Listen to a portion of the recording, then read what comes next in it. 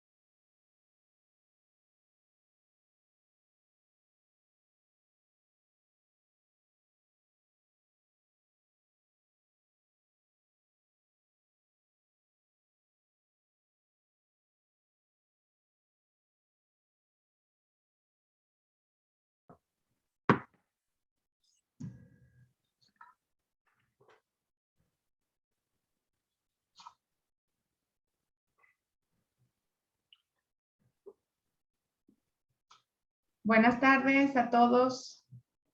Bienvenidos a este panel dentro del Congreso, el 8º Congreso de Enseñanza en la Ética y el 4º Congreso Latinoamericano de Ética Aplicada. Este es uno de los paneles simultáneos que aborda el tema del Objetivo de Desarrollo Sostenible, Hambre Cero, el objetivo número 2.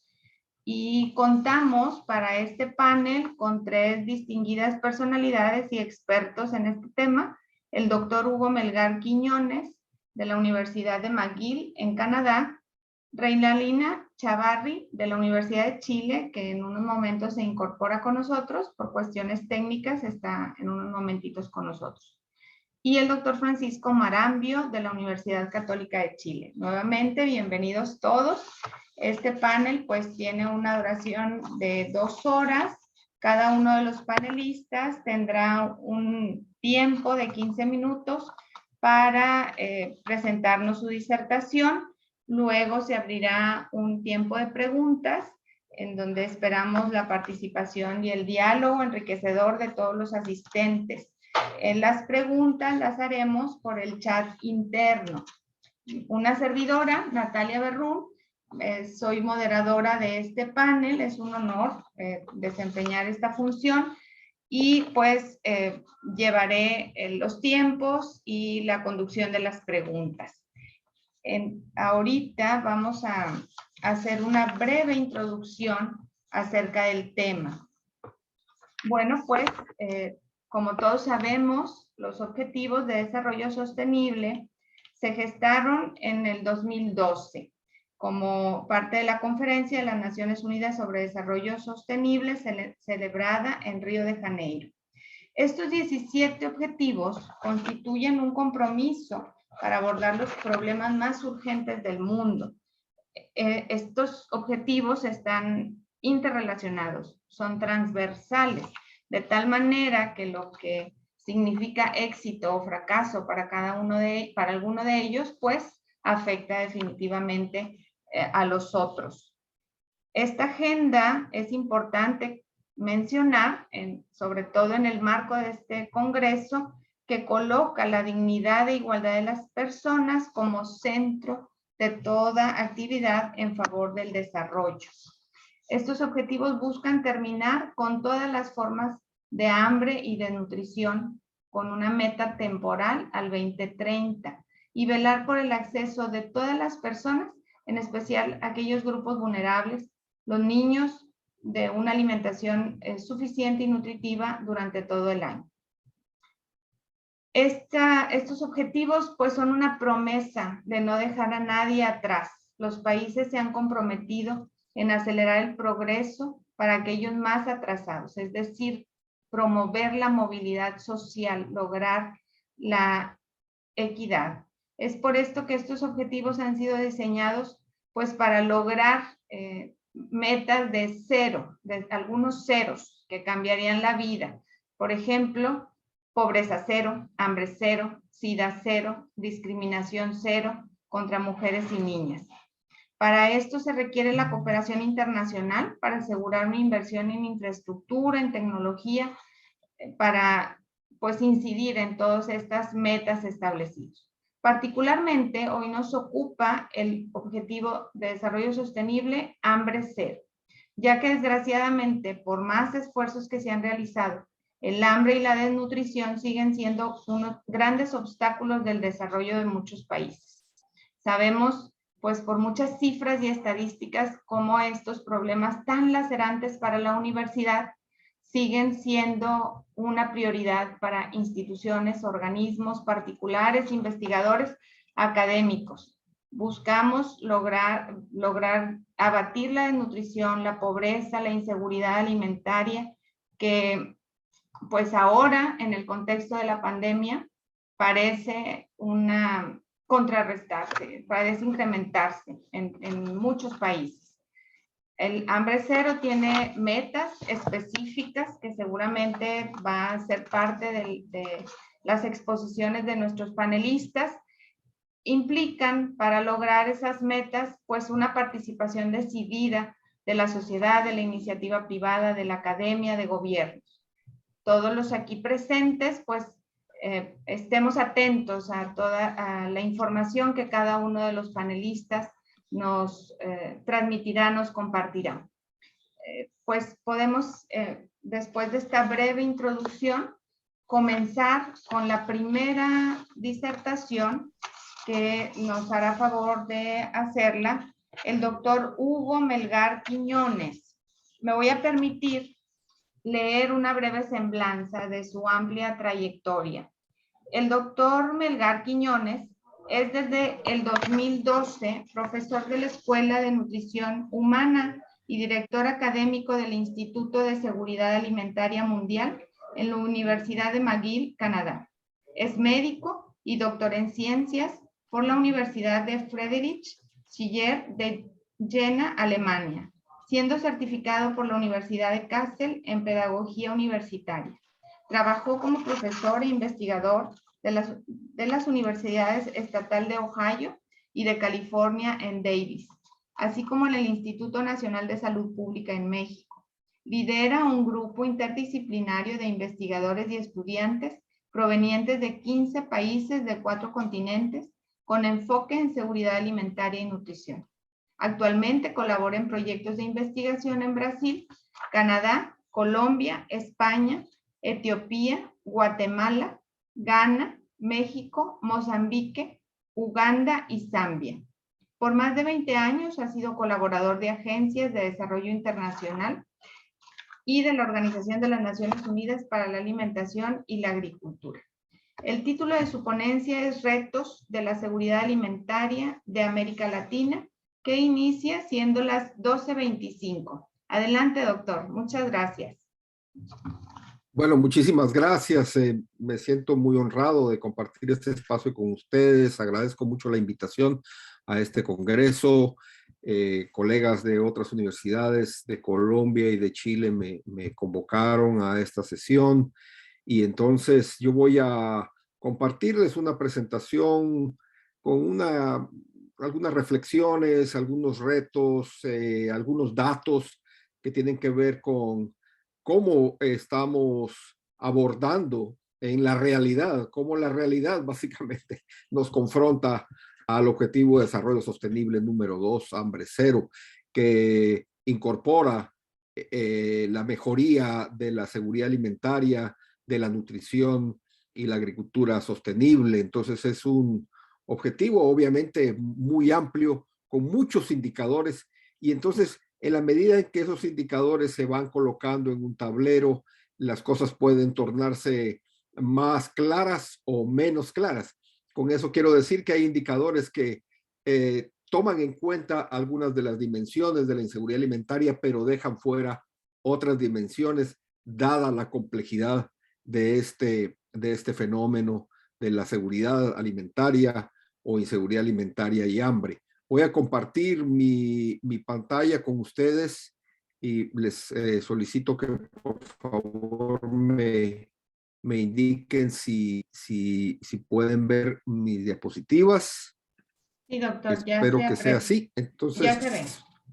Aquí tienen muchas gracias. Aquí tienen mis datos de contacto, mi correo electrónico acá en la Universidad McGill de Montreal.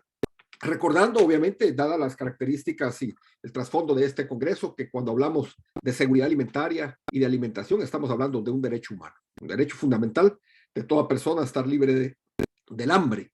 Un derecho internacional que se ha incorporado de diferentes maneras, especialmente en la región de América Latina y el Caribe, a los marcos legales, a las legislaciones, a las constituciones de los países que integran nuestra región latinoamericana y del Caribe. Hay, como pueden ver ustedes en este mapa, diferentes aproximaciones, y hay países como los Estados Unidos que no han ratificado este derecho a la alimentación. Inicio de pronto con esta definición que yo creo que todos conocemos, pero que nos da una idea de la complejidad del fenómeno que estamos tratando.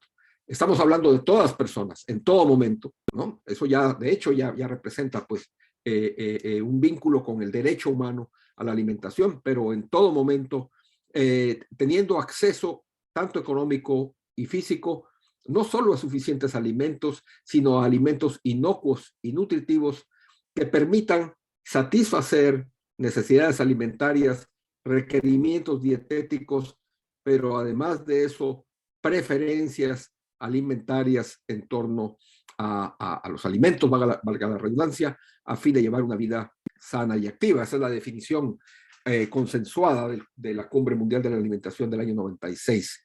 Además de incluir todos esos elementos que mencioné antes, reconocemos la seguridad alimentaria como un fenómeno que tiene diferentes dimensiones.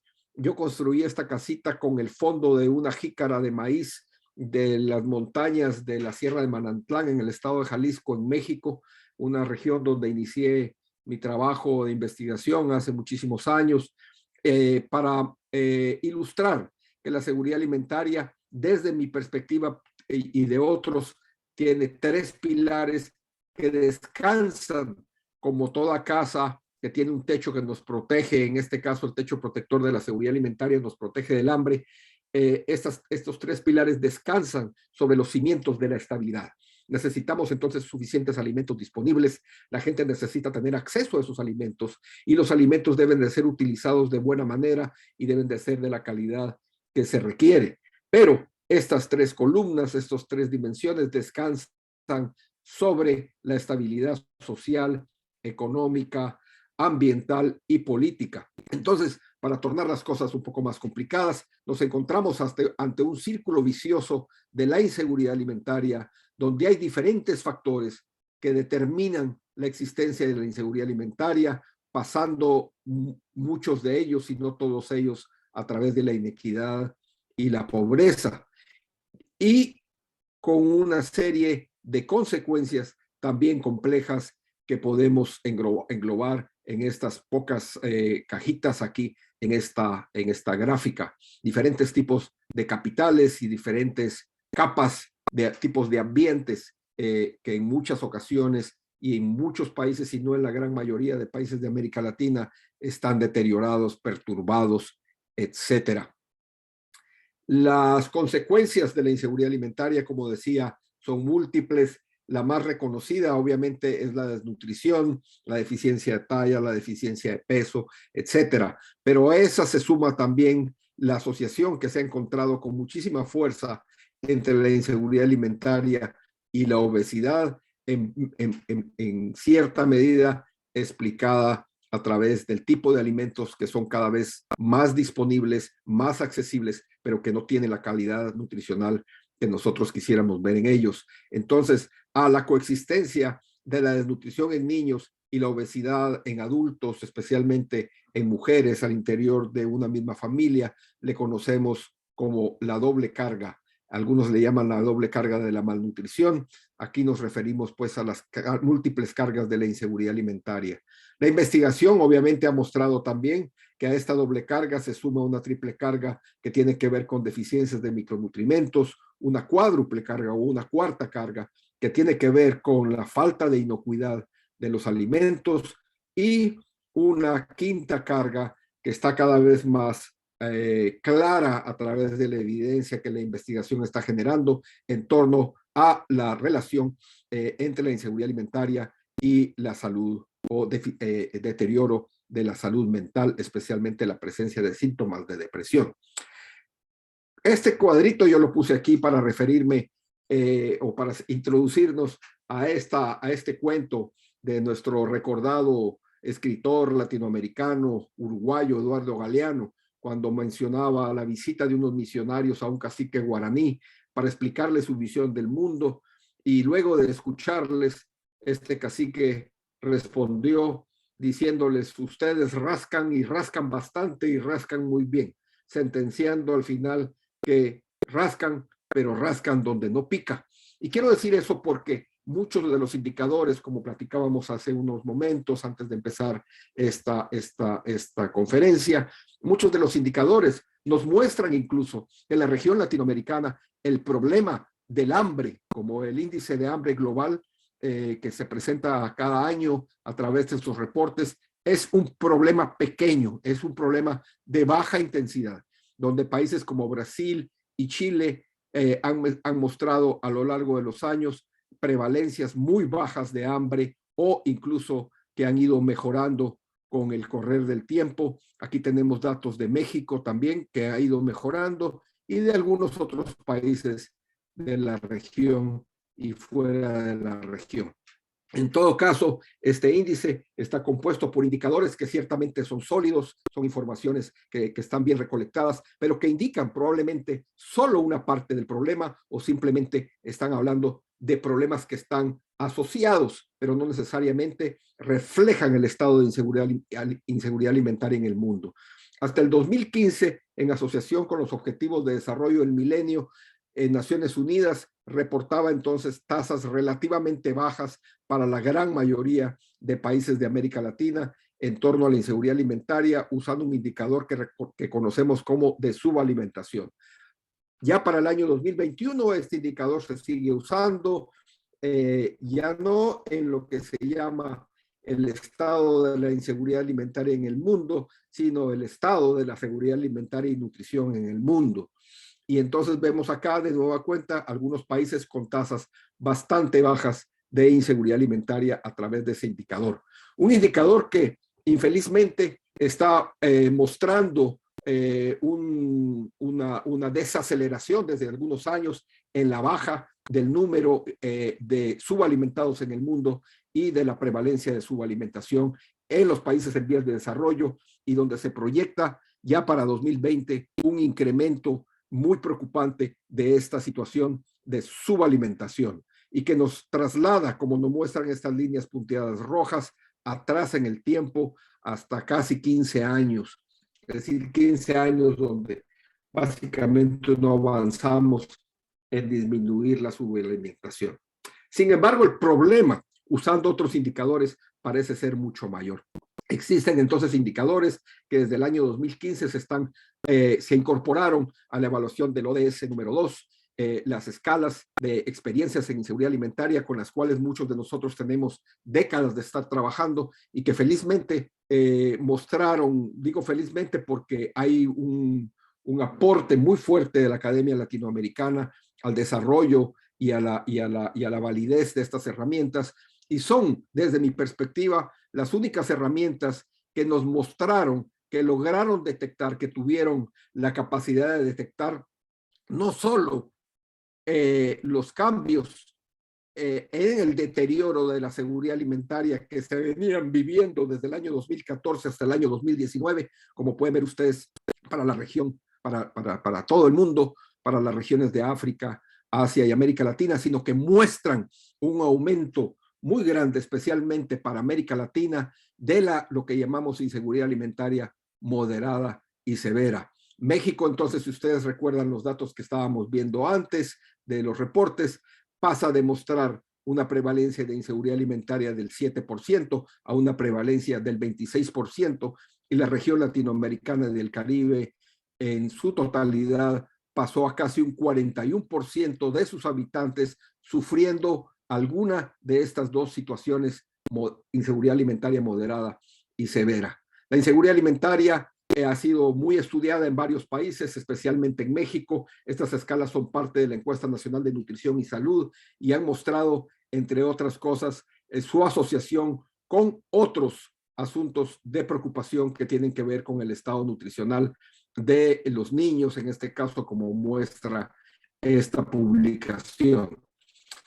Estas escalas nos han permitido también, por primera vez en los últimos, a partir del año 2014, identificar las inequidades en la experiencia de inseguridad alimentaria entre mujeres en la línea verde y hombres en la línea amarilla. Y vean ustedes cómo a nivel mundial se ve de cierta medida esa diferencia. En las otras regiones es muy leve, pero en América Latina esa inequidad está clarísima cuando colocamos a ambas categorías de inseguridad alimentaria juntas. Perdón que aquí ahí va. De hecho, en un artículo que publicamos en 2019, mostramos que son, y hablando del tema de interseccionalidad, ¿cierto? Son mujeres del área rural que tienen las mayores prevalencias de inseguridad alimentaria cuando les comparamos, por ejemplo, con hombres de la ciudad.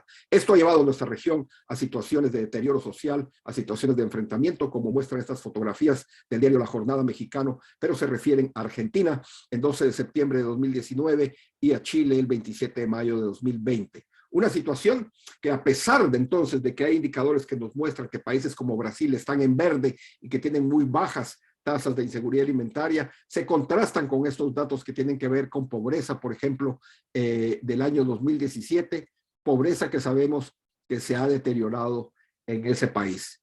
Hace un par de años publicamos este artículo en los cuadernos de salud pública de Brasil, inseguridad alimentaria en la era de la crisis política y financiera en el caso brasilero, mostrando cómo entre los años 2004 y 2013 la prevalencia de inseguridad alimentaria severa disminuyó entre el 10% al 4%, pero una vez establecida esta crisis, a partir del 2015 o un poco antes, la inseguridad alimentaria severa empezó a escalar, llegando a niveles mayores de los que existían antes de que se iniciase el programa Hambre Cero del presidente Lula. Aquí Doctor, tenemos a nuestra quedan querida... 2 minutos. Muchas gracias. Aquí tenemos a nuestra querida colega Ana María Segal Correa, que nos compartía cómo la inseguridad alimentaria severa fue disminuyendo en el norte y nordeste de Brasil para dar pasos a prevalencias mucho menores. En el 2019 también publicamos este artículo sobre los cambios de inseguridad alimentaria en América Latina, mostrando, como ya se pudo ver en los reportes anteriores, esto lo publicamos antes de que saliera el reporte de Naciones Unidas, mostrando cómo la seguridad alimentaria ha ido disminuyendo, mientras que la inseguridad alimentaria en diferentes modalidades ha ido aumentando, mostrándose para países como Argentina, Brasil o Ecuador una disminución de la seguridad alimentaria de más del 20% entre los años 2014 y 2017.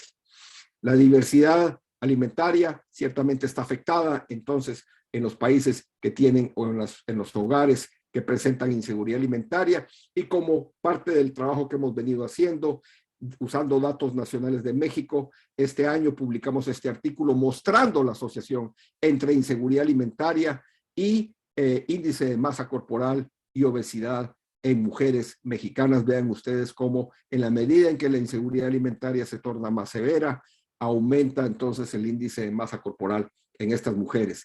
Este mismo año publicamos también un estudio que, usando datos nacionales de Colombia, son estudiantes de maestría de ambos países, de México y Colombia, que elaboraron sus tesis haciendo esos estudios, y en este caso nos referimos a la doble carga, mostrando que la doble carga, ejemplificada por estas columnas aquí, tiene una mayor prevalencia en la medida en que se presenta inseguridad alimentaria en los hogares cuando se compara con hogares en seguridad alimentaria. Obviamente la deficiencia de talla también muestra esta tendencia más clara.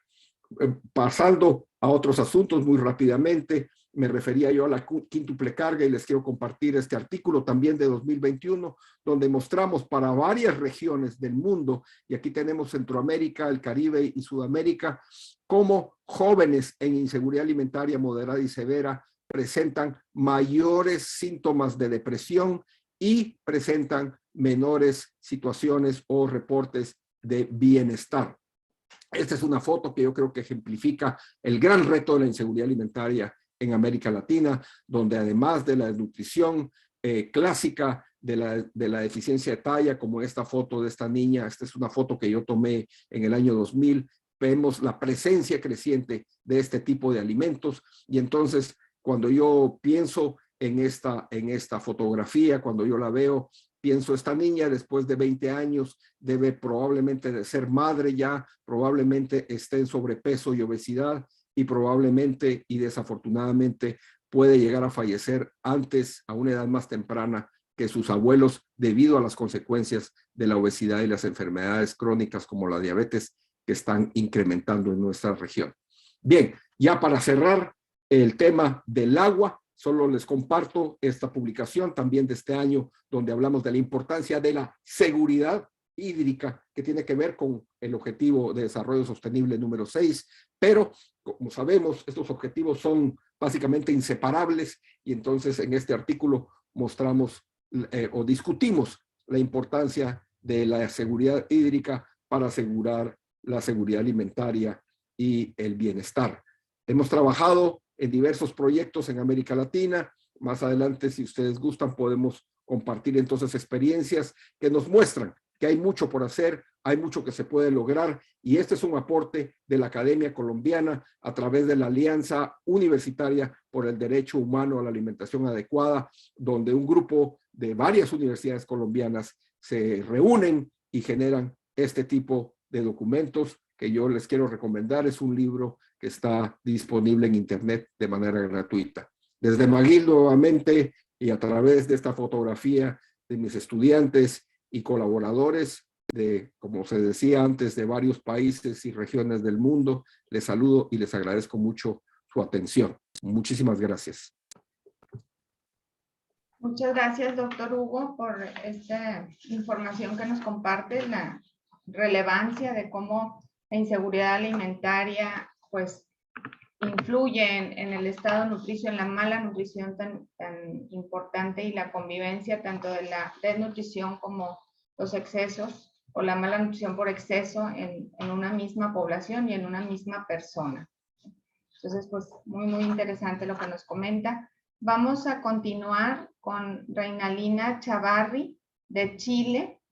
Ella es licenciada en Ciencias Políticas y Sociología por la Universidad Complutense de España. Tiene un magíster en Estudios Internacionales, docente de la Facultad de Economía y Negocios de la Universidad de Chile en temas de ética y sostenibilidad de las organizaciones y los negocios. Fue fundadora de la Fundación ProHumana, en la que trabajó hasta el 2005.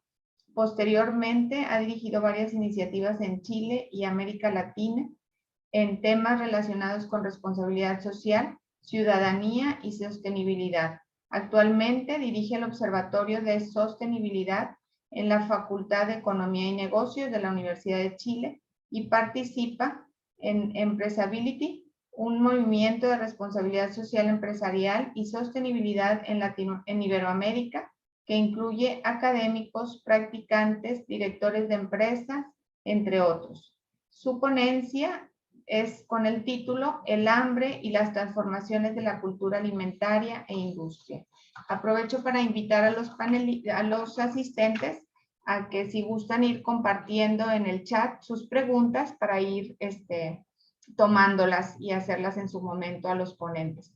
Adelante, doctora Reinalina, y empieza su ponencia a las 12:46.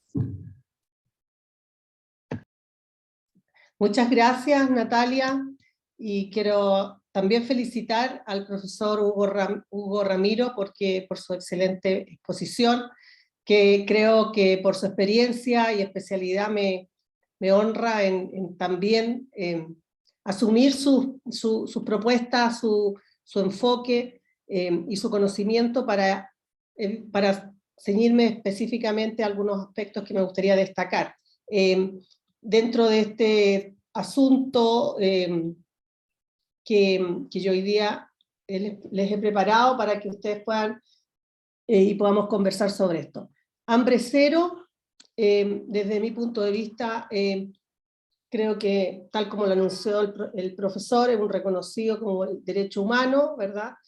Que satisface o que cumple su rol de satisfacer una necesidad humana básica para la existencia de la vida, y también el desarrollo de las capacidades. Esto es como dentro del marco de lo que es Hausman y el profesor de Bangladesh, Amartya Sen.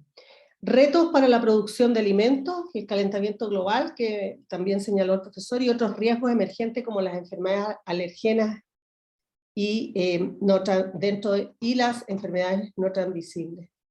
Quisiera también señalar que desde mi enfoque, el ODS y el desarrollo sostenible se marca dentro de la ética del desarrollo, y donde David Goulet tiene una gran influencia relacionada con estos estudios de desarrollo, de pobreza, sobre todo durante el siglo XX, y a mi juicio ha permanecido oculto, ¿no es cierto?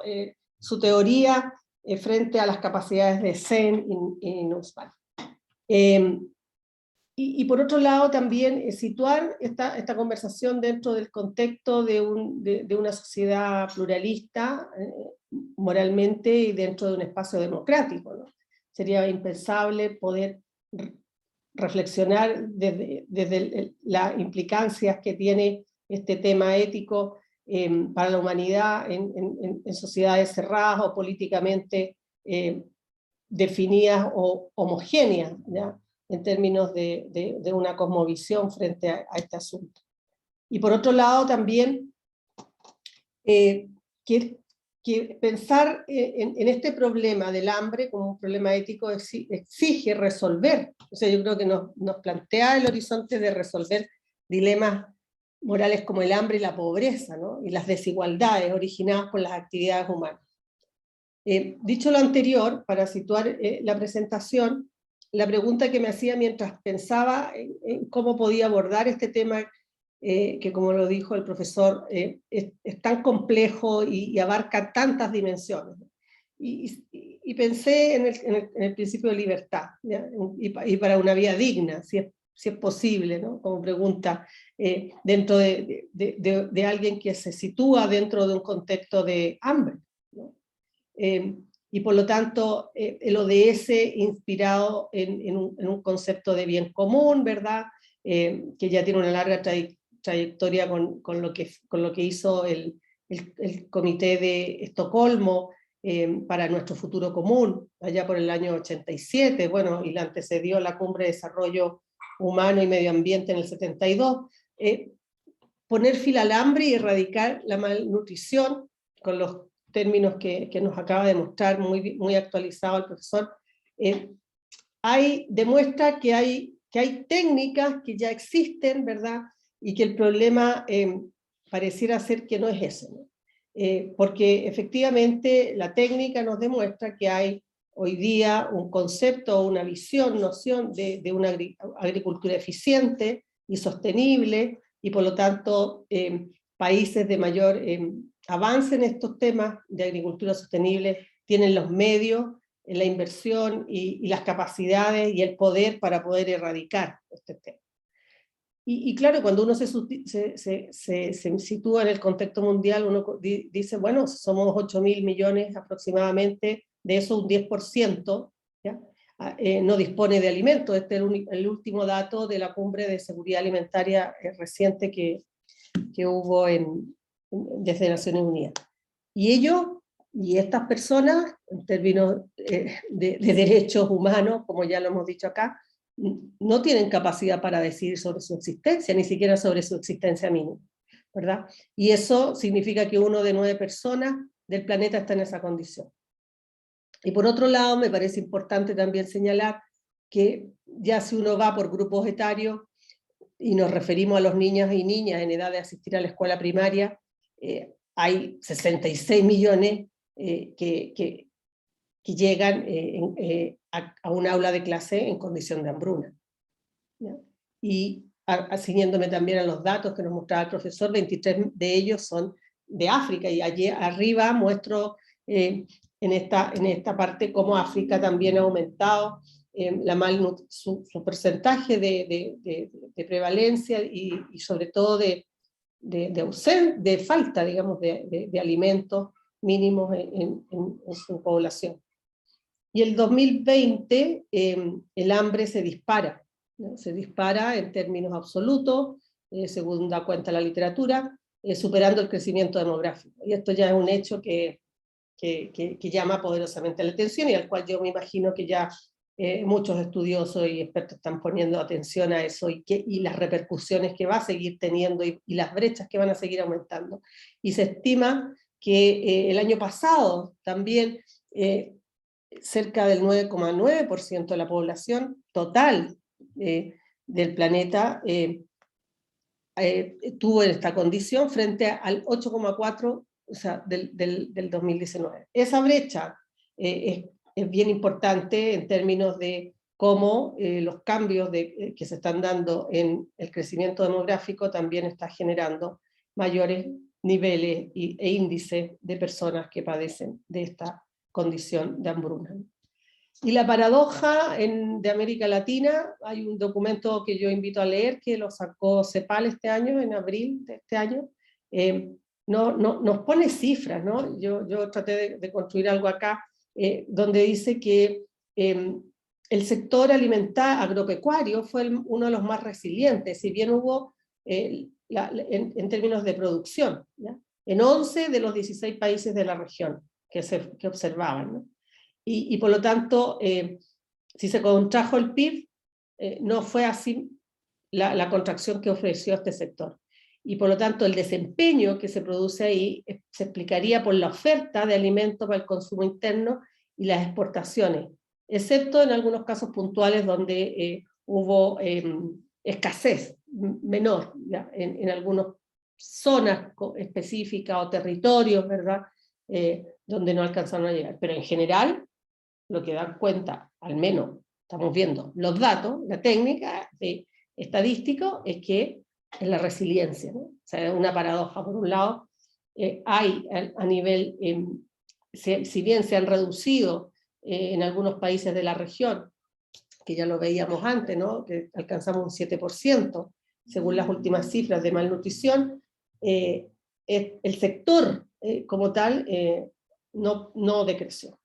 Y la pandemia, por otro lado, que es la otra dimensión que normalmente no se ve, ¿ya? O se trata poco, porque los datos son muy optimistas y son muy buenos, es que la pandemia también trajo a los supermercados mayores ventas y ganancias netas. Entonces, por un lado, ¿verdad? Malnutrición o enfermedades no transmisibles en aumento, como la obesidad, ¿verdad?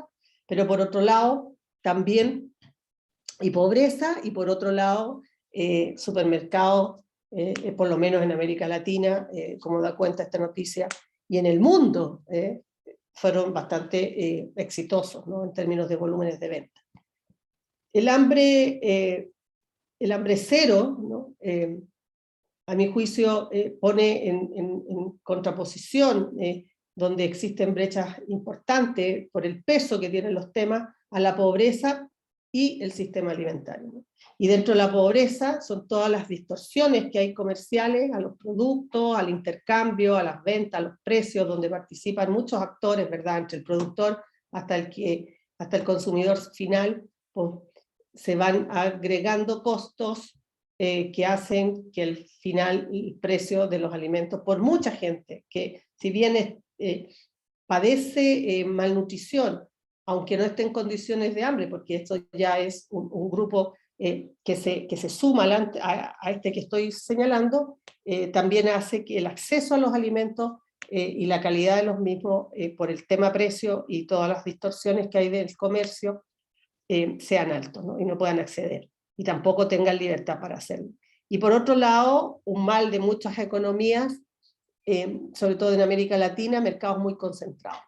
Y eso hace que aún mayor la brecha entre quienes pueden entrar a esos mercados, salir al mundo de las exportaciones o de nuevos mercados vecinos, de países vecinos, versus una gran cantidad de productores, agricultores o fabricantes de estos productos, de esos insumos, que ni siquiera tienen mercado interno, ¿no? O el mercado es muy reducido, muy local.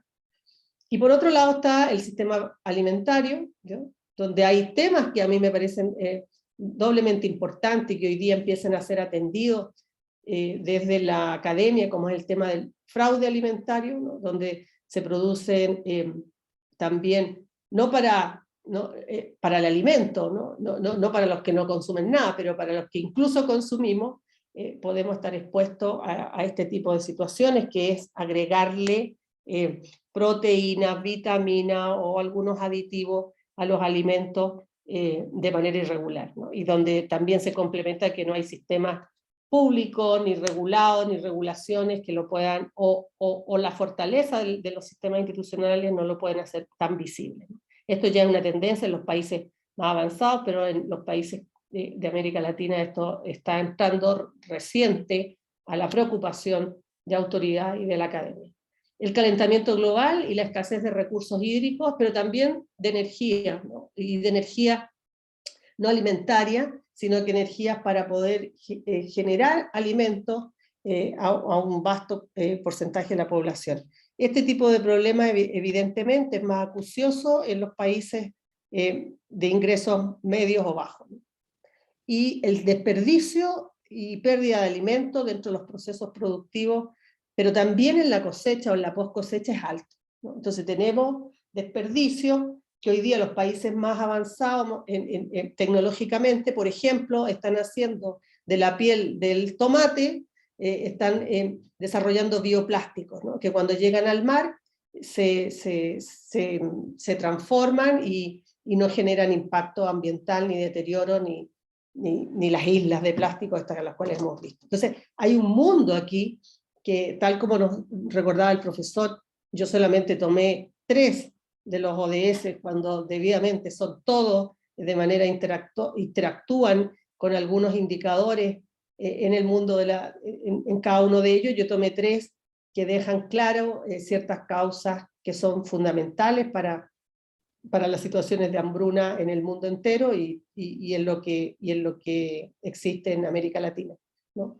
La producción y el consumo responsable, ahí hay un tema, una tensión ética entre dos miradas de cómo producir y qué consumir, ¿no? Y aquí uno puede ver, por ejemplo, dos mundos adentro de esto, ¿no? Los pequeños y los que participan en la producción como proveedores, ¿ya?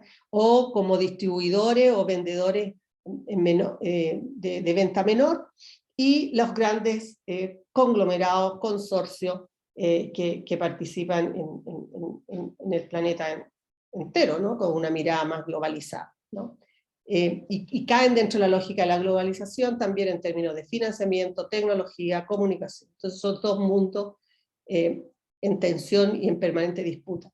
Y luego otro asunto que es el tema de las desigualdades y las brechas que existen en nuestros países en términos de los que tienen más altos ingresos, de los que tienen ingreso medio bajo, ¿no? Y que estos últimos 2 han caído de manera importante en la región en los últimos años y en el resto del mundo, África y la parte del sur asiático, en algunas localidades también, ha decaído enormemente y han aumentado las desigualdades que no son solamente alimentarias, sino que también son territoriales, si está en ciudad, si está en la zona rural, o si está más próxima a la zona de los supermercados, ¿no? El profesor mostraba ahí el estallidos sociales que fueron directamente a incendiar, por ejemplo, y uno podría hacer una relación de causalidad en el estallido, en la quema de supermercados, ¿no? Por lo menos yo, en el caso de Chile, eso fue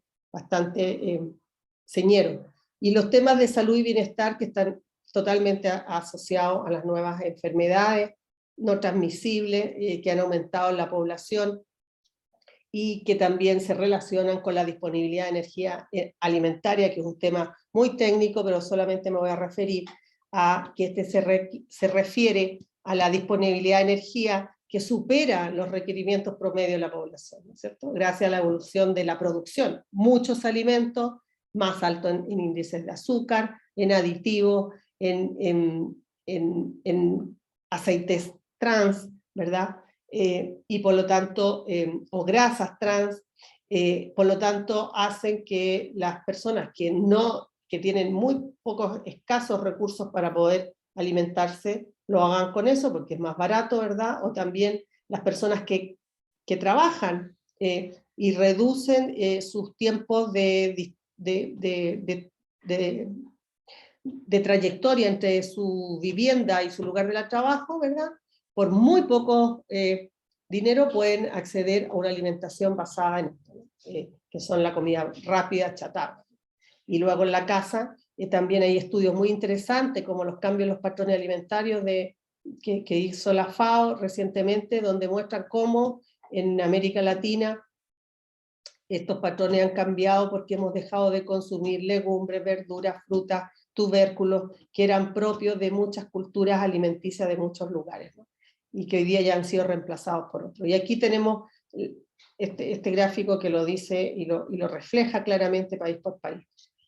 En América Latina también, y eso el profesor... Ahora le quedan 2 minutos. Ahora termino, muchas gracias. La tasa de obesidad en América Latina, nosotros en el observatorio fue cuando en el 2015 se lanzan los ODS, en el 2016 ya levantamos los primeros indicadores en Chile, entonces los contrastamos con los que había en la OCDE, en América Latina con la CEPAL y en nuestro mismo país, ¿no? Entonces vimos que habían, efectivamente, la tasa de obesidad sobre 20 años había crecido de manera importante en el caso de Chile, ¿no? Con la media de América Latina.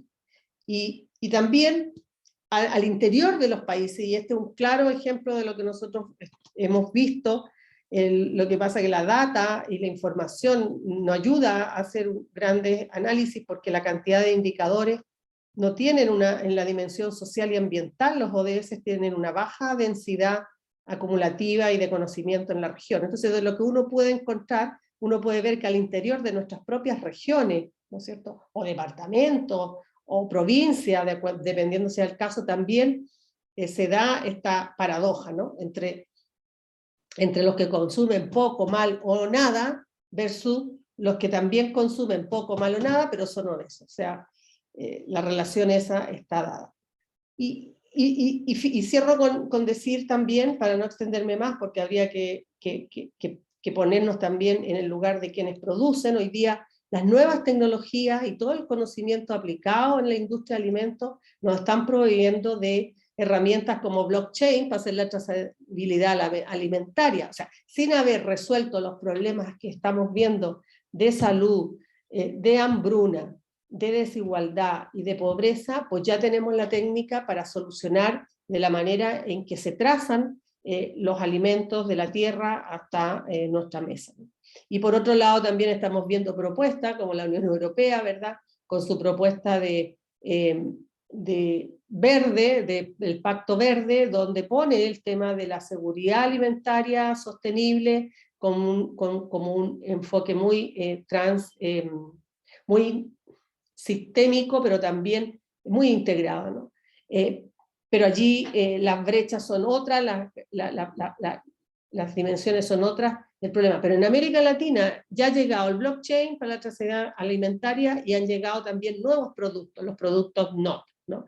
Y aquí el dato, la información reciente que salió, bueno, esto creo que es del año pasado, la revolución alimentaria NotCo con la inversión de Jeff Bezos, ¿no? Aquí los grandes líderes y el aporte que están haciendo las tecnologías sin responder debidamente a los temas que subyacen en el consumo de esta, ¿no es cierto?, y en la producción, haciéndola efectivamente más eficiente y con menos usos de recursos para poder utilizar pocas materias primas que no dañen el medio ambiente, pero por otro lado dejando importantes cantidad de población sin acceso ni siquiera a una leche milk, a un milk, ¿no? Y estamos ya proponiendo no milk para superar las brechas del calentamiento global.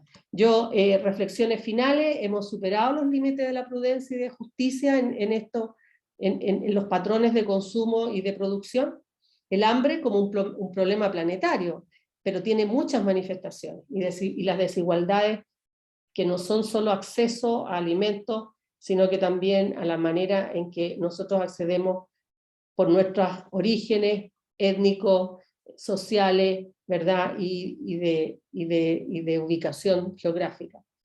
¿Cómo reducimos el desacople entre las necesidades humanas tan básicas como es la alimentación y los sistemas de producción que generan con su fuerza y con su manera de impregnarse en la economía y en la sociedad, patrones alimentarios que generan obesidad, ¿no? Entonces la pobreza se ve enfrentada a esta otra efecto.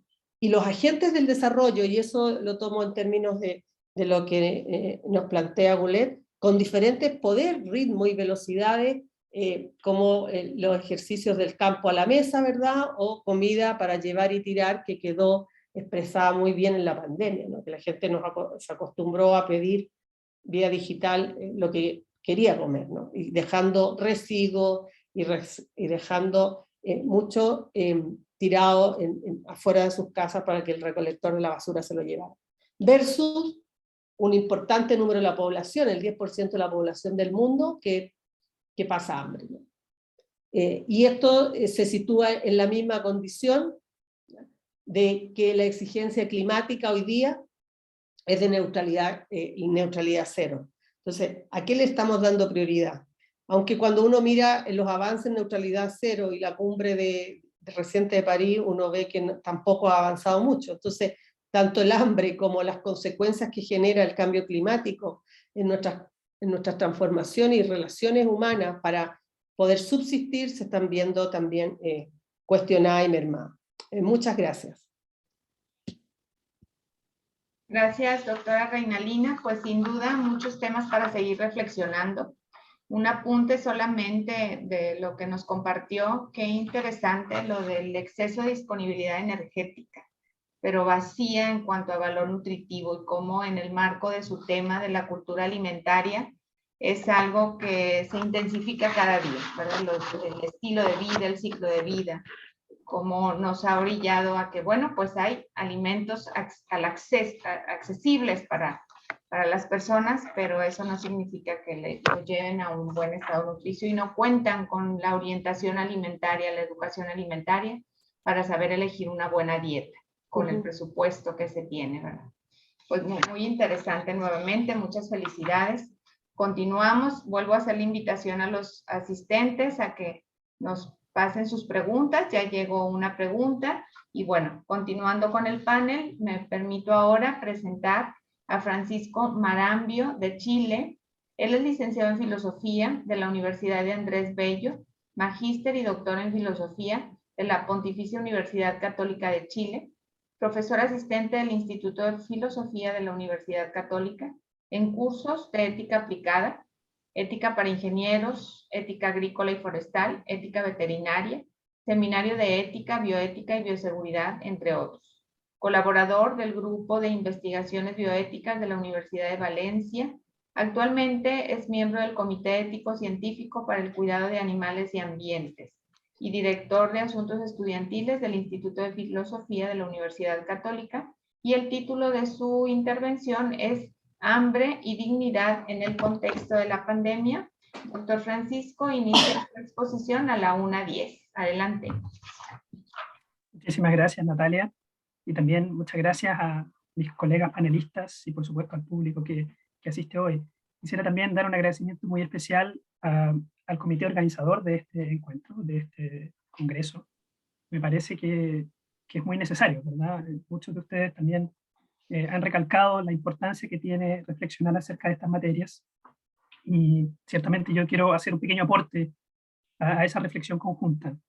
Yo soy profesor de filosofía, soy profesor de ética, como muy bien lo señalaba Natalia, y trataré de no extenderme demasiado en el inicio de la presentación porque pensé, sinceramente, mientras iba viendo las excelentes presentaciones de Reinalina y de Hugo, pensé en sacar algunas cosas de mi intervención, pero decidí dejarlas porque tal vez me voy a repetir en algunos puntos. Ciertamente voy a decir cosas que ya se han dicho, pero quiero darles un poco la perspectiva ética y la perspectiva filosófica que tienen también para enmarcarlas dentro de esta discusión amplia.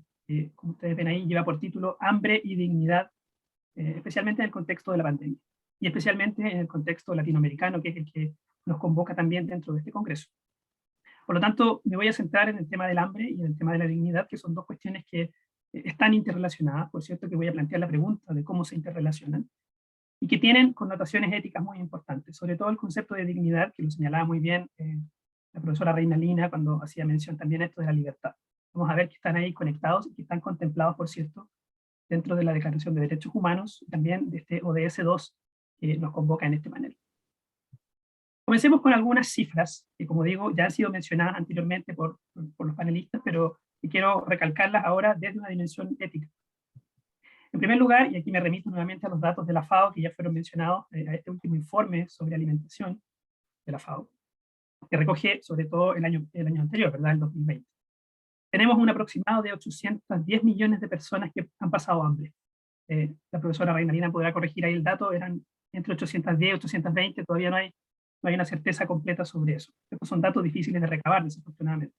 Lo que sí es cierto, o lo que se podría decir como una tentativa, es que tenemos 118 millones más en 2019.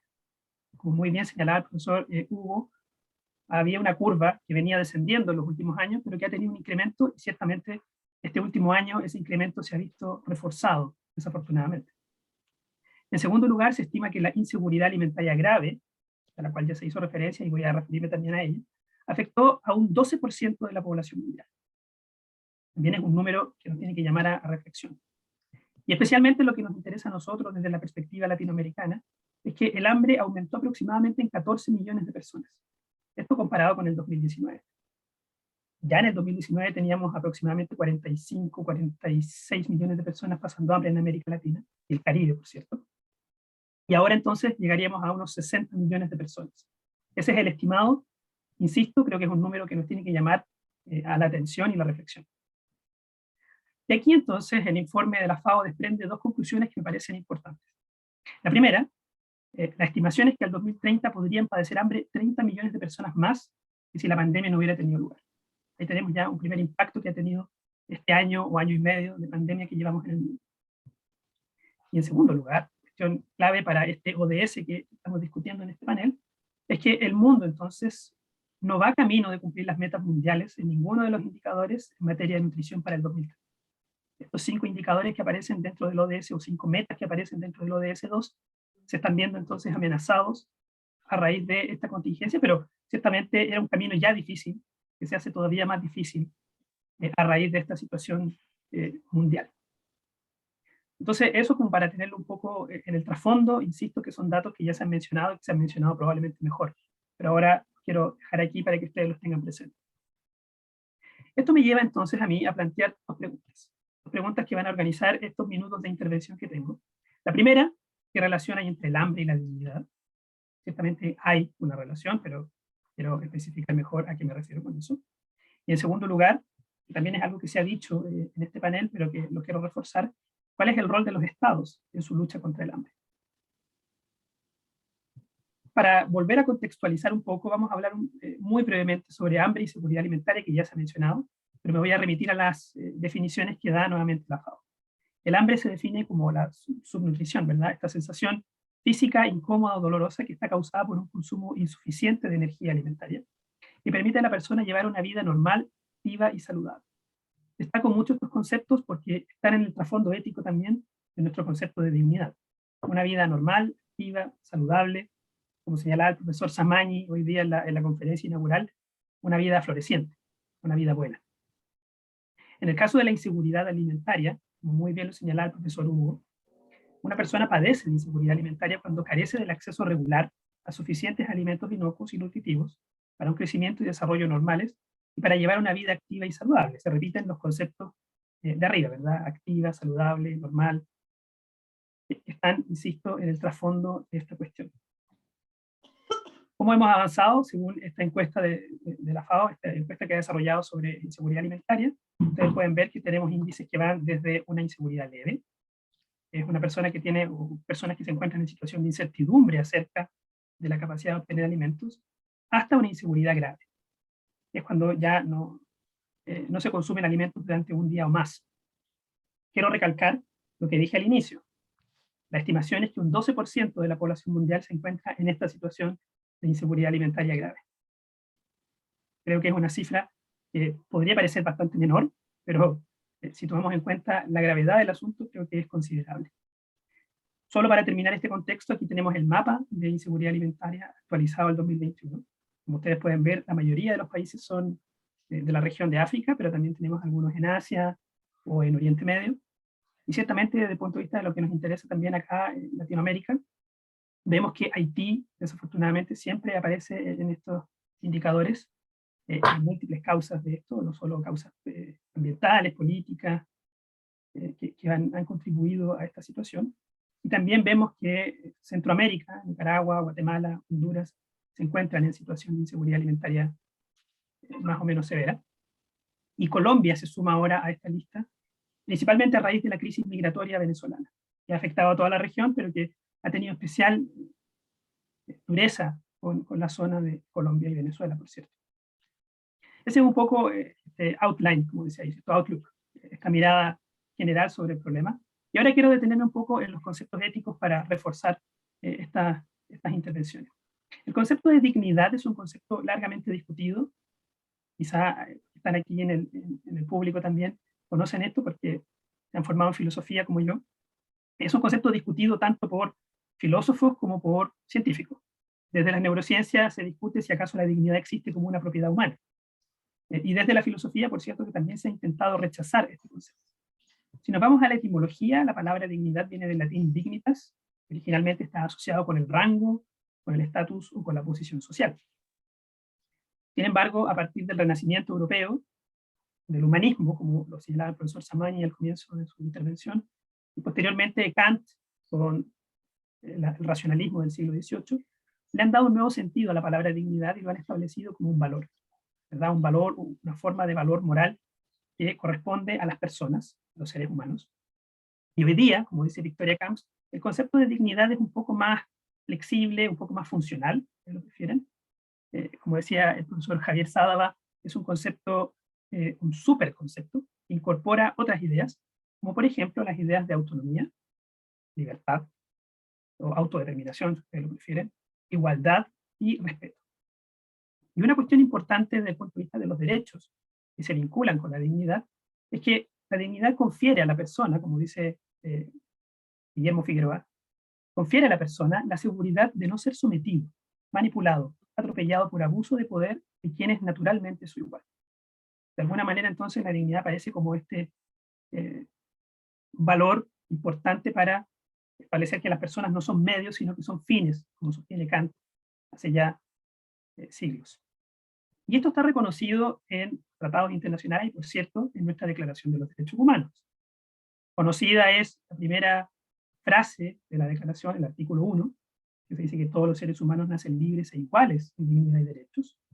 En el preámbulo, incluso, de esta declaración se sostiene que el fundamento de los derechos, o sea, la libertad, la justicia y la paz, tienen por base el reconocimiento de la dignidad de las personas. Y la contraparte son precisamente aquellos atentados contra la dignidad. La miseria, la necesidad, el temor, el desamparo, la ignorancia, la explotación, son ofensas contra la dignidad humana porque básicamente repugnan a nuestra conciencia moral. Adela Cortina estaría de acuerdo en que esta es una conquista del mundo moderno, es una conquista que viene precisamente de nuestra toma de conciencia de quienes somos como seres humanos. Ahora bien, ¿qué ocurre con el hambre? El hambre afecta no solo la salud, también afecta la educación, como lo mencionaron muy bien los panelistas anteriores, y por cierto afecta la inserción social. Como sostiene muy bien la CEPAL en un informe del 2007, la desnutrición tiene efectos negativos en distintas dimensiones, entre las que destacan los impactos en la salud, la educación y la economía. A su vez, estos agudizan problemas de inserción social e incrementan o profundizan el flagelo de la pobreza e indigencia en la población, reproduciendo el círculo vicioso al aumentar con ello la vulnerabilidad a la desnutrición. En pocas palabras, lo que señala este informe y lo que sabemos, por supuesto, a través de la experiencia, es que básicamente el hambre afecta la dignidad humana, afecta la capacidad que tienen los seres humanos de sentirse iguales, de sentirse respetados y de poder ejercer libremente una vida, de poder decidir libremente una vida. Por cierto, una vida buena, una vida próspera, como la que todos nosotros, imagino, estamos buscando. Razón tiene entonces el secretario general de la ONU, cuando en este encuentro que mencionaba Reinalina, este encuentro sobre sistemas alimentarios que se dio en septiembre de este año, decía muy escuetamente que la comida es esperanza, la comida es vida, el alimento es vida. Desde esta dimensión entonces de la dignidad humana, por cierto, de dignificar al ser humano. Quiero terminar esta intervención con el caso chileno, que es el caso de la aparición de las ollas comunes. Ahora, no es un fenómeno estrictamente chileno, vamos a ver que también se repite en otras partes de Latinoamérica. Pero como centrándolo un poco en el ejemplo de Chile, ¿qué son las ollas comunes? Para los que no han escuchado tal vez de ellas. Como dice Clarissa Hardy, socióloga y ministra después de Estado. Ella hizo un estudio en los años 80 sobre esto. Las define como formas de organización social de subsistencia, orientadas a satisfacer las necesidades alimenticias de un conjunto de familias.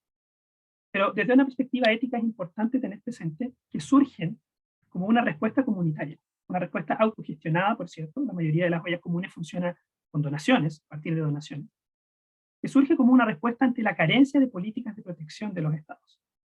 En el caso de Chile, en los años 80, el contexto era, por cierto, un contexto de amenaza política y económica muy grave, que hizo surgir estas organizaciones.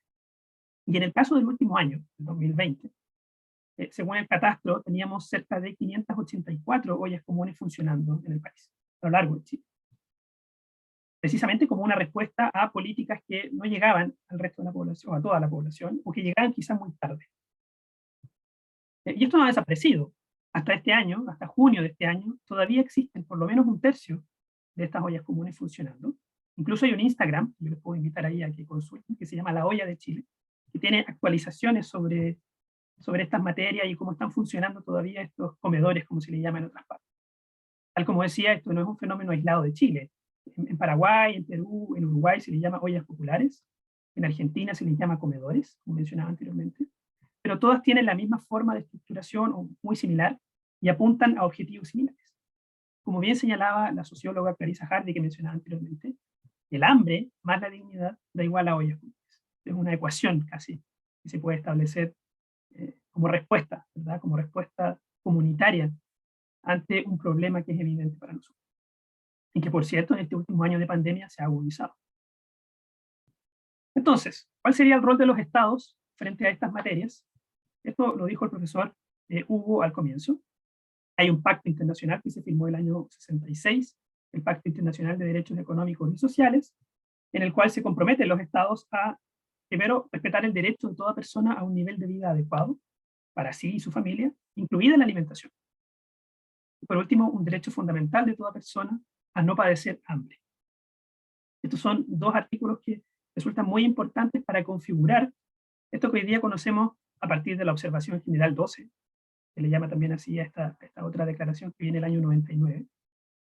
Se le conoce como el derecho a una alimentación adecuada, que comprende dos puntos, como fueron señalados en la primera de estas ponencias: la disponibilidad y la accesibilidad. Le quedan 2 minutos, doctor. Perfecto, me queda muy poco para cerrar. Muchas gracias, Natalia.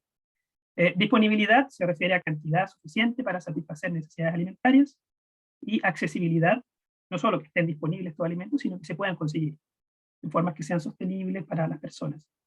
Desde una perspectiva ética, es una obligación entonces de los estados cumplir con este derecho a la alimentación adecuada. Hay un imperativo moral, no solamente está respaldado por legislaciones o por acuerdos internacionales, sino que también podríamos considerarlo un imperativo moral de cumplir con este derecho básico de las personas. Por cierto, en respeto de su dignidad como seres humanos. Y entonces aquí se abre una última cosa, y con esto voy a finalizar. El deber de los estados será proveer o empoderar. Aquí me hago eco de las palabras que mencionaba la profesora Reinalina hace un rato, cuando hablaba de la perspectiva de Amartya Sen, de Martha Nussbaum.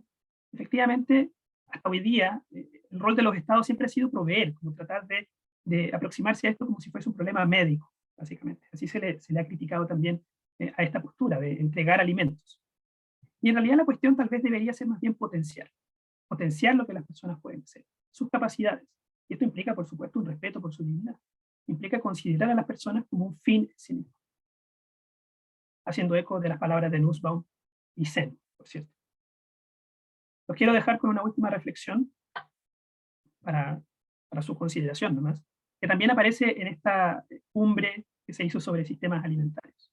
Malnutrición, hambre y hambruna no son fuerzas de la naturaleza, no son cosas azarosas que nos ocurrieron. Por el contrario, son resultado de nuestras acciones, o incluso de nuestra falta de acción. Así que tenemos que tomarlo como un conjunto y una decisión colectiva, finalmente, una acción colectiva. Muchísimas gracias por su atención, y aquí les dejo mis referencias por si quieren revisar un poco mejor algunos de los datos que yo coloqué. Muchas gracias, doctor Francisco. Igual que las exposiciones anteriores, muy interesante, y sobre todo esta última pregunta, ¿verdad?, que hacías de proveer o empoderar. Definitivamente marca la gran diferencia en los programas de intervención para disminuir el hambre y la desnutrición. Pues muchas gracias a los tres panelistas, muy excelentes sus exposiciones y sobre todo muy útiles, ¿verdad?, para llevar a la práctica. Y bueno, tenemos aquí una pregunta. También invito a los demás participantes, si quieren enviar sus preguntas. La indicación en el panel es que es por el chat. En realidad somos un grupo muy manejable de los participantes. Probablemente pudieran hacerlas también de viva voz, pero para empezar, una que nos comparte el doctor Pablo Ayala. Él pregunta que qué problema es más grave de atender, la dificultad para acceder a los alimentos o la mala calidad de la alimentación por la que atraviesan las poblaciones que viven en pobreza. No la define para algún panelista. El que guste contestar, adelante. Adelante, doctor Hugo. Bueno, muchísimas gracias. Yo quiero empezar agradeciendo a nuestros colegas en este panel por sus presentaciones. Escuché muchísimas cosas que nos conmueven, nos llevan a la reflexión y nos complementan en muchos sentidos. Respondiendo a la pregunta de Pablo, yo creo que aquí estamos en un dilema que está mal planteado. La definición de seguridad alimentaria, el derecho a la alimentación adecuada, son uno, ¿sí? Son uno e incluyen y no separan el acceso a suficientes alimentos de la calidad de los alimentos. Es decir, los alimentos deben de tener una determinada calidad. Y como bien decían mis colegas, no solo una calidad dietética, no solo una calidad nutricional, sino deben de cumplir con calidades que tienen que ver con las tradiciones, con la cultura, con las preferencias. Entonces, yo creo que no es algo que es más grave. Creo que la inseguridad alimentaria tiene muchas caras. Fíjense ustedes que yo voy a aprovechar mi respuesta porque quiero desafiar un poco los números de los que hemos estado hablando, y por eso yo decía que, como nos recordaba Eduardo Galeano, hay que rascar donde pica. Resulta que los 800, 768, 820 millones de personas son simple y sencillamente el pico del iceberg, la punta del iceberg. Pero no son 800 millones de personas que padecen hambre. Son 800 millones de personas que no tienen la probabilidad de cubrir sus requerimientos energéticos, dado que sus países no producen suficientes calorías o no tienen suficientes calorías disponibles al interior de su sistema alimentario para cumplir con uno de los requerimientos básicos de la alimentación humana, que tiene que ver con el requerimiento energético. ¿Sí? Entonces no estamos hablando ni de vitaminas, ni de minerales, ni de proteínas, ni de diferentes tipos de proteínas. Estamos hablando básicamente de calorías. Pero quiero recordarnos también que ese requerimiento básico lo calcula Naciones Unidas. Y digo Naciones Unidas, siempre hablamos de FAO, pero el reporte anual ahora incluye a 5 organizaciones de Naciones Unidas, felizmente, y debería incluir más. En todo caso, ese requerimiento calórico para estimar si tenemos suficientes calorías o no, está dado sobre la base del metabolismo basal, el metabolismo basal, es decir, sobre requerimientos de una población que sería al 100% sedentaria, es decir, en base a una actividad física totalmente mínima, básica para sobrevivir de un día a otro. ¿Por qué se hace ese cálculo? Porque no tenemos estimados de la actividad física de la población. O es muy caro, o es muy difícil, o los países no tienen la capacidad de recaudar ese tipo de datos. Pero en base a la pirámide poblacional, que en algunos países aún eso es una estimación, porque no se tienen los datos exactos, pero la pirámide poblacional nos permite definir cuántas personas de sexo masculino y cuántas personas de sexo femenino tenemos y en qué grupos de edad, y a partir de eso podemos calcular el metabolismo basal de las personas y su requerimiento calórico básico. De eso estamos hablando con esos 800 millones. Por eso es que yo creo que las escalas de experiencia en inseguridad alimentaria son justamente los instrumentos que más directamente miden la situación de seguridad alimentaria de la población. Francisco estaba refiriéndose a la inseguridad alimentaria severa, que es parte pues de los indicadores para el ODS, una de las metas del ODS 2. Fíjense ustedes que hace 2 años tuvimos una discusión tremenda allá en los cuarteles generales de la FAO para conseguir que se reporte también la inseguridad alimentaria moderada. porque inseguridad alimentaria moderada significa quedarse sin alimentos, significa saltarse tiempos de comida y significa comer menos. Es decir, inseguridad alimentaria moderada no significa moderada, es decir, no significa no tengo hambre, no. Lo que pasa es que ya la severa se refiere justamente a la presencia de hambre. Y recordémonos también que todas estas experiencias, a pesar de que FAO y Naciones Unidas han decidido por razones técnicas más, pero yo creo que más por razones políticas, no informar sobre la inseguridad alimentaria leve. A pesar de eso, tenemos en América Latina más del 40% de la población en inseguridad alimentaria. Si le agregamos la leve, yo creo que nos vamos más allá del 50%. Y la leve significa que las personas están comiendo el mismo tipo de... Conectando esto con la pregunta de Pablo, me disculpa que me extienda tanto, pero justamente la inseguridad alimentaria leve se refiere a eso, a que la gente está comiendo lo mismo todo el tiempo, pocos tipos de alimentos, no tienen básicamente una alimentación saludable y adecuada.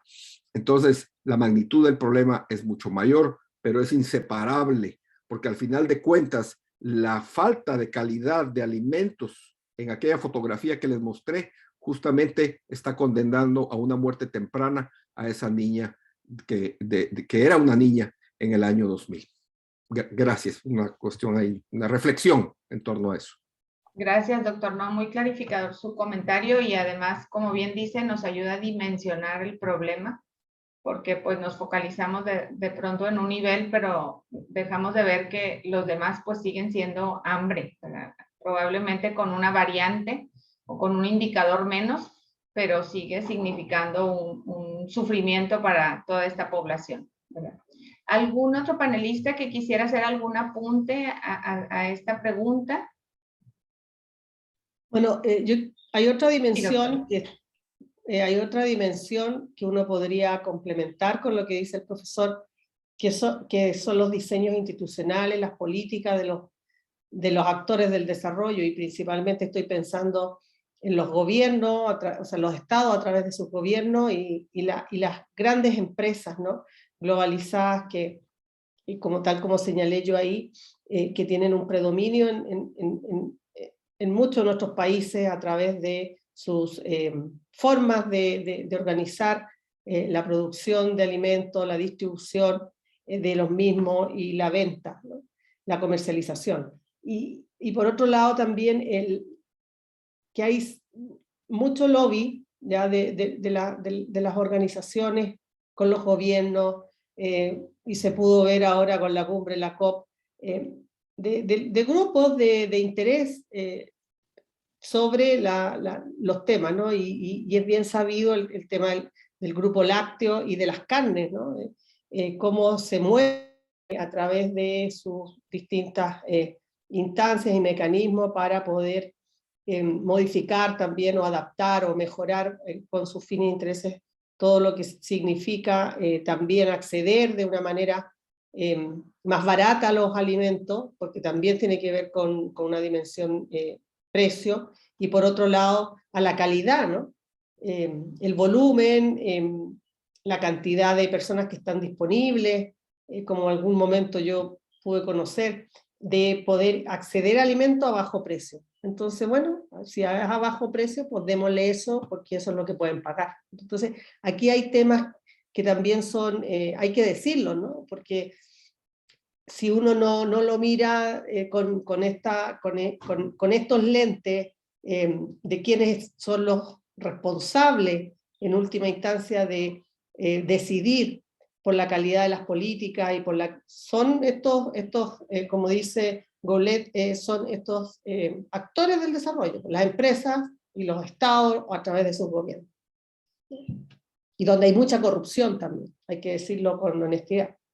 Efectivamente, muchas gracias, doctora. Y fíjese que escuchando ahorita su respuesta y desde su participación, yo había planteado una pregunta de cómo motivar y comprometer a las empresas, tanto alimentarias como no alimentarias, a sumarse con gobierno y academia para ser parte de la solución. ¿Cuáles desde su experiencia serían las principales contribuciones de este sector empresarial dada su experiencia en este campo. Igual si algún otro panelista quisiera complementar.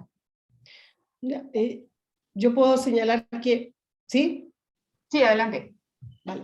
Puedo señalar que, de acuerdo a mi experiencia, siempre van a estar motivados. Yo es que separaría aquí, los que pueden participar en estas decisiones, pueden financiar estos proyectos, que son normalmente las grandes multinacionales, ¿no? Las que tienen capacidad de movilizar recursos, o inversionistas que quieren minimizar riesgo, o empresas que quieren disminuir sus brechas de conflicto con gobiernos o con particularidades, comunidades. Entonces, yo creo que hay una disposición. El tema es sobre qué asuntos vamos a acordar y vamos a armar esa nueva gobernanza, que como yo escucho, sí viene en ciernes, pero sobre qué principios, ¿no? Y ahí, normalmente mi experiencia no ha sido muy fructífera, porque cuando empezamos a ver volumen, empezamos a ver distorsiones de mercado, empezamos a ver el tema de reducción de costes de todos los procesos, desde la producción hasta la venta, al minorista, ¿no? Hay muchas distorsiones, y esas distorsiones significan regulaciones que hay que desarrollar, que hay marcos que hay que construir, y por lo tanto eso entra en una discusión que después, terminado el gobierno que la inició, pues entra otro, y esto ahí se termina. Y por otro lado, me ha tocado también experimentar la gran aceptación que hay por parte de las industrias a códigos y normas sanitarias, fitosanitarias o alimentarias, que son de carácter voluntario, ¿ya? Y por lo tanto, yo las adopto, las integro, pero voy en concordancia con mi modelo de negocio o con mi estrategia. Y por lo tanto, si algo afecta a esa estrategia o afecta a ese modelo de negocio, pues esa concordancia con esa norma, esa certificación o esa acreditación para poder asegurar y darle aseguramiento a esa producción, pues yo lo voy a relativizar.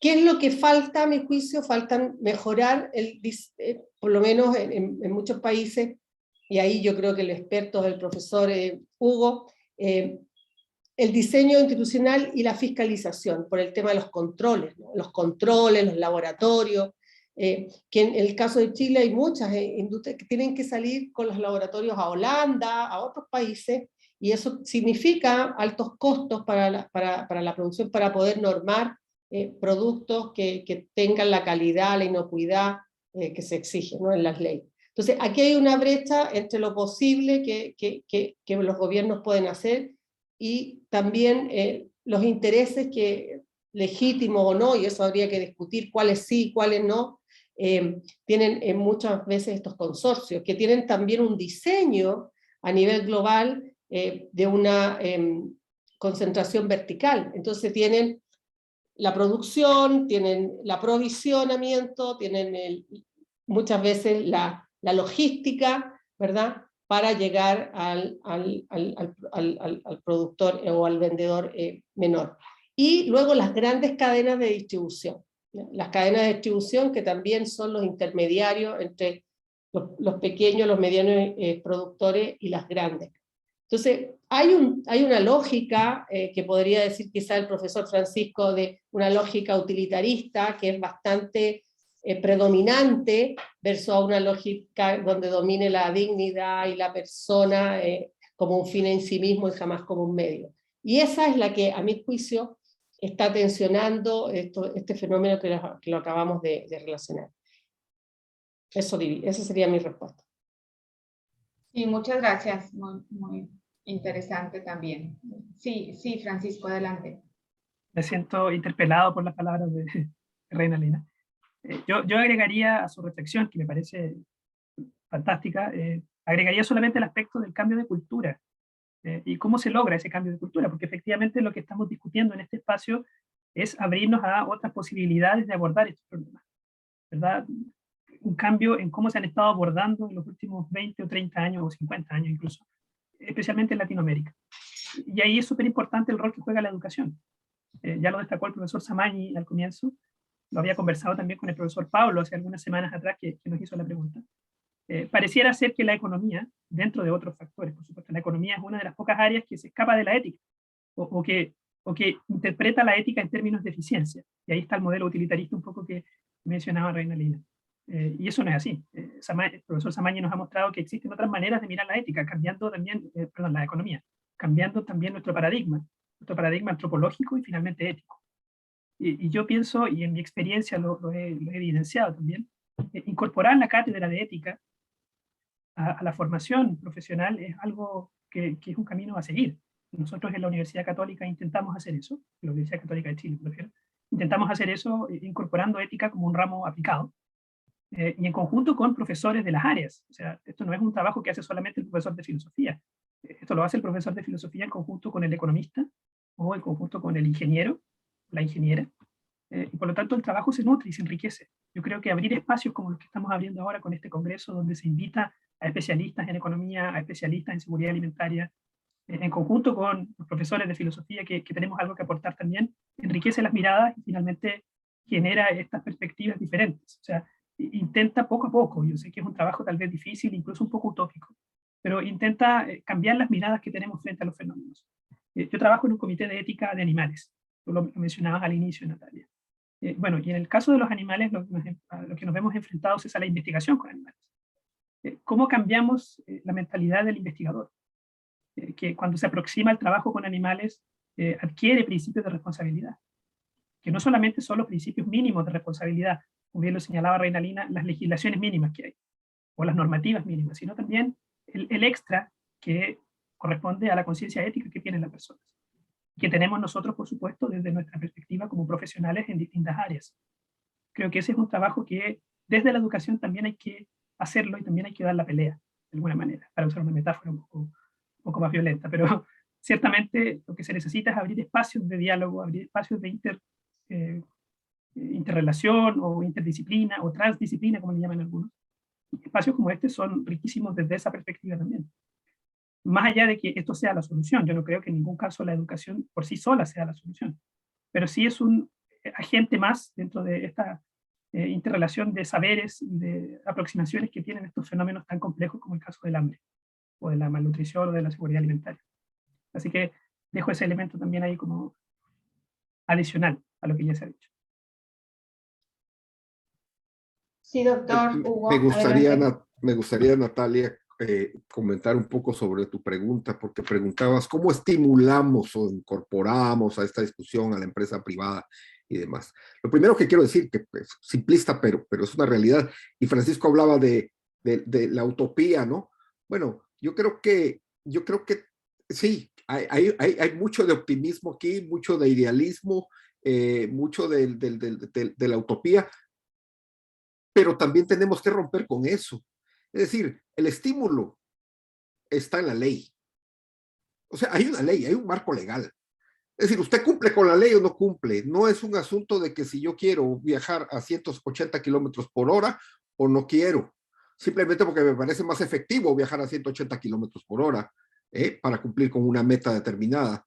No, usted no puede viajar a esa velocidad. Entonces usted tiene que cumplir con la ley. Entonces ahí Reina Lina se refería justamente al tema institucional. Y tenemos un problema tremendo en América Latina que tiene que ver con la continuidad institucional. Yo rápidamente les mostré, por ejemplo, lo que se logró en Brasil en básicamente 9 años. Se levantó un marco institucional por primera vez en América Latina. Ustedes me corrigen si mi memoria me falla, pero por primera vez a nivel nacional, en un país teníamos un programa que se llamaba Hambre Cero, una cruzada contra el hambre. Era el barco insignia de un gobierno.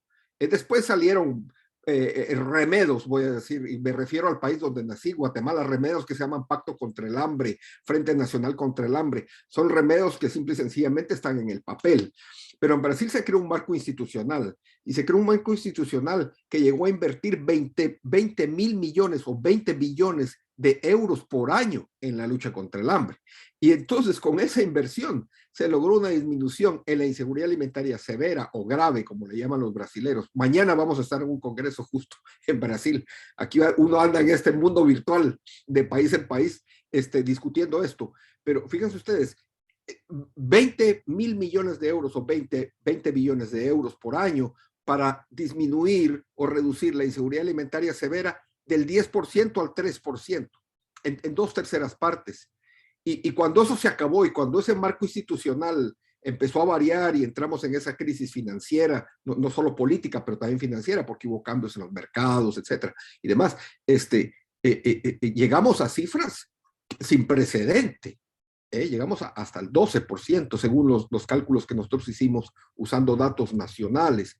Entonces, esa continuidad institucional en algunos países de América Latina ciertamente es más sólida que en otros países, pero tenemos esos altibajos.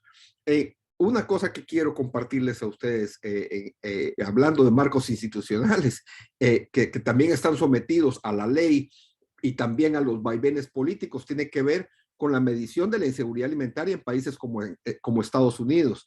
El único país, por paradójico que nos parezca, que genera un informe anual sobre el estado de seguridad alimentaria de sus hogares, es los Estados Unidos, y lo hacen desde el año 98, y lo hacen de manera anual, ¿sí? Y usan este tipo de herramientas que les compartía.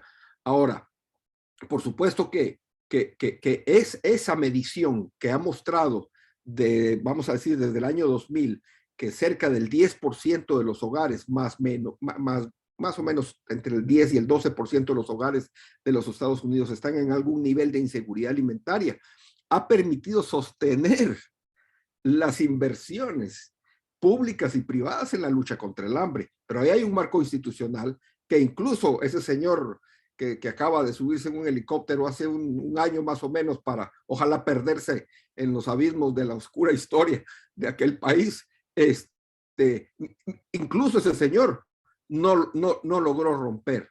Y entonces, hoy en día sabemos, en el último informe que salió hace unos meses, que en el 2020 había 35 millones de personas en los Estados Unidos en inseguridad alimentaria. Bueno, tu pregunta era sobre el sector privado. Yo ya me metí en temas del Estado y la institucionalidad, pero es que ahí está el estímulo. El estímulo es ese. Aquí hay una ley que usted tiene que cumplir. Aquí hay un reglamento, aquí hay un etiquetado. Y cierto, tiene que ver con ética, tiene que ver con dignidad humana, tiene que ver con derechos humanos, pero la ley está aquí, está en papel y se tiene que cumplir.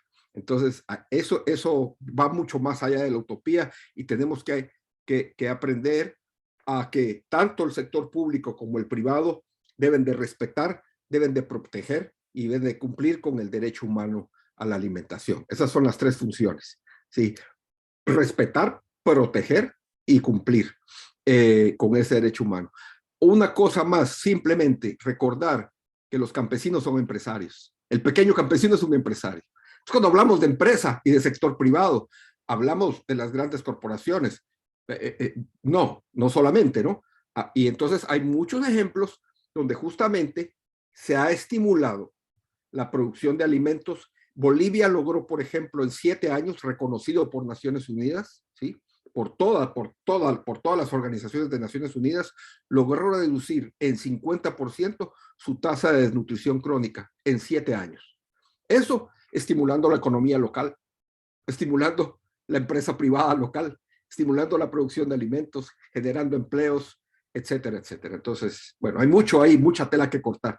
Exactamente, mucho que seguir reflexionando, pues el equilibrio entre el pequeño empresario y el grande empresario, que es una paradoja, ¿verdad?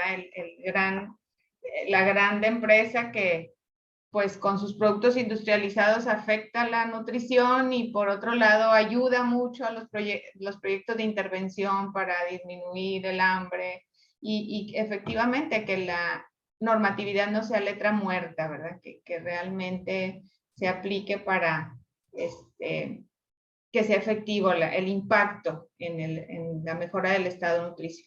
Pues sin duda, sumamente interesante todas las participaciones quedan muchos cuestionamientos. Ustedes mismos al cerrar sus ponencias dejaban ahí abierta la puerta a reflexiones, a otras interrogantes, que bueno, siempre es retador para seguir trabajando colaborativamente. Algo que mencionaba Francisco, el incluir en estos equipos multidisciplinarios la visión ética, filosófica, antropológica, definitivamente pues es un factor de éxito o de eficiencia, de eficacia en las intervenciones. A veces nos cerramos del área de salud o de otras áreas más, menos, pues de este tipo filosóficos para integrarlos a esos equipos. Pues creo que como están planteados los objetivos de desarrollo sostenible, se necesita para lograr las metas la participación decidida de la sociedad, de la iniciativa privada, de la academia y de gobierno. Y en estos foros, como lo mencionaron, pues son grandes oportunidades para compartir las experiencias que se realizan desde puntos muy distantes ahora, muy fácilmente unidos por la tecnología. Muchas gracias a los organizadores de este congreso por favorecer estas oportunidades. Gracias con toda sinceridad a los 3 ponentes por compartir su experiencia. Y bueno, pues dejo unos minutos antes de que se termine el panel por si alguno de los organizadores que esté aquí quiera hacer algún comentario. Si no, pues casi estamos por terminar. Ahora aquí hay 2 comentarios. Bueno, era un comentario del doctor Francisco, de que no olvidemos lo que dijo Reina Lina, en Latinoamérica debemos lidiar con el lobby y la corrupción. Así es. Pablo Ayala, muchas gracias por compartir información y experiencias significativas. Bueno, se retiró porque participa en otras actividades, pero pues muchas gracias a todos los asistentes. Sabemos que ha sido muy enriquecedor y bueno, pues quedará en las memorias de este congreso para seguir utilizando lo que aquí se compartió.